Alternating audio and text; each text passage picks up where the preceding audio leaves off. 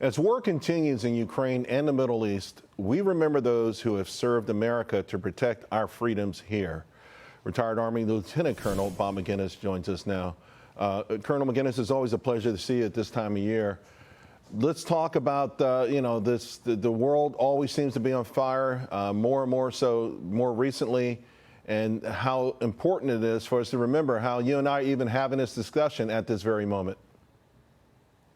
Well, it really is. As we look around the world, Charles, Ukraine's ablaze, and of course, we're sending billions of our tax dollars to help the Ukrainians fight the Russians. Unfortunately, Putin has militarized his industrial base, and he has an endless supply of fresh troops. So it really is making that fight much more dangerous.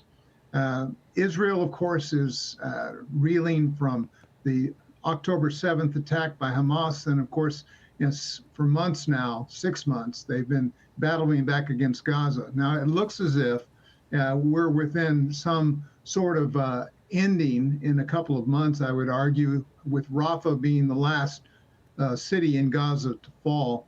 But, you know, the battles in the Middle East, whether with Israel or elsewhere, they're just going to continue because Iran is dead set on being the hegemon of the region and doing what it can to make life pretty miserable for Israel. So given that and the fact that we're really preparing perhaps for some sort of major confrontation with China in a couple of years, certainly over Taiwan, but their buildup is significant, as is ours. So we're in a world that is filled with instability, and that really reminds us on Memorial Day that we depend upon the young men and women who are deployed across at least 150 nations around the world to be ready at a moment's call to go out and defend this country and our freedoms. And if they fail to do that, we could lose all that we do have today.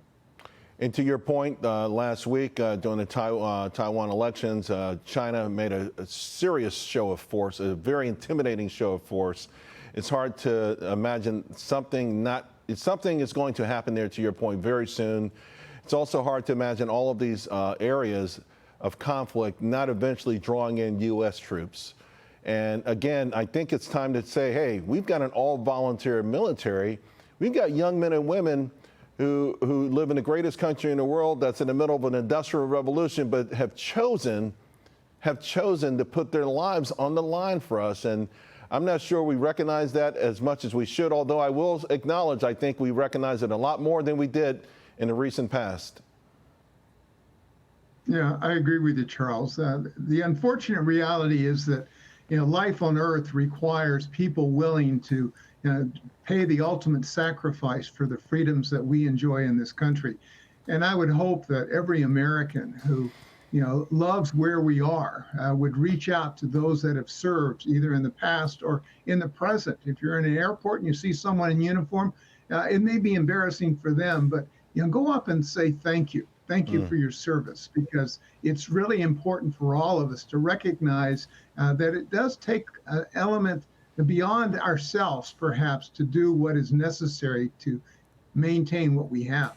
I want to pick up on that just on a personal note. I went to see my father's headstone.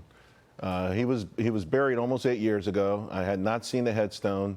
He fought in Vietnam. He loved the Army. And he was a different man when he came back. He was not the same, although he eventually married and he did a really great job of improving himself, mental health and otherwise. But, I just pick up on it because we don't know what these folks go through. We don't necessarily understand it. And, just again, if you can articulate to everyone watching how important it is, hey, they need our support as much as they support us. Well, indeed they do.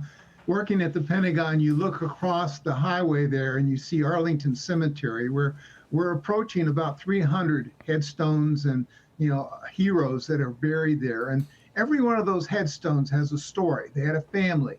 And of course, they paid a tremendous price for the freedoms that they stood up for, whether it was, in Iraq or Afghanistan or in World War I, World War II, and so forth. Our nation has bled for, I think, a good reason most of the time, because we love freedom. and that's important. Amen. Colonel Maginnis, thank you very much. And folks at home, thank you all for watching us this Memorial Day. Enjoy the rest of your holiday weekend. Hey, Sean Hannity here. Hey, click here to subscribe to Fox News YouTube page and catch our hottest interviews and most compelling analysis. You will not get it anywhere else.